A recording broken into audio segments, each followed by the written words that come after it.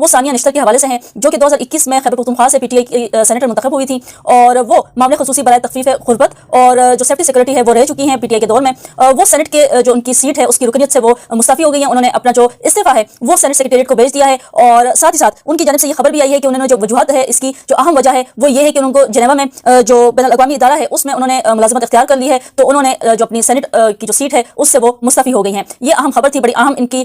جو اچیومنٹس ہے وہ ان کے دور میں رہی ہیں پی ٹی آئی کے دور حکومت میں، اور بڑا اہم ان کا کردار رہا ہے ثانیہ نشتر کا۔ جبکہ جو اپوزیشن ہے جو اس ٹائم کی تھی نون لیگ، اور ان کی جانب سے کافی تنقید کا سامنا بھی ان کو کیا گیا جب ان کو سلیکٹ کیا گیا اور اس سیٹ کے ان کو منتخب کیا گیا، تو اس ٹائم میں بھی بڑی ان کے اوپر جو گولہ باری ہے وہ کرتے رہے، ان کی کریڈیبلٹی کے اوپر سوال اٹھاتے رہے، لیکن انہوں نے اپنا جو کام ہے وہ جاری رکھا اور کرتی رہی۔ 2024 آ گیا ہے، اکتوبر آ گیا، تو اس میں آگے فائنلی جب پی ٹی آئی کا دور حکومت نہیں ہے، عمران خان جیل میں ہے اور پی ٹی آئی کی قیادت جو ہے وہ بڑی اسٹرگل کر رہی ہے اس ٹائم، تو پی ٹی آئی خود بطور ایک پارٹی بڑی اسٹرگل کر رہی ہے۔ تو اس سچویشن میں انہوں نے بین الاقوامی ادارے میں یہ سوچا کہ ملازمت اختیار کر لی جائے اور وہ اپنی اس سیٹ سے جو ہے وہ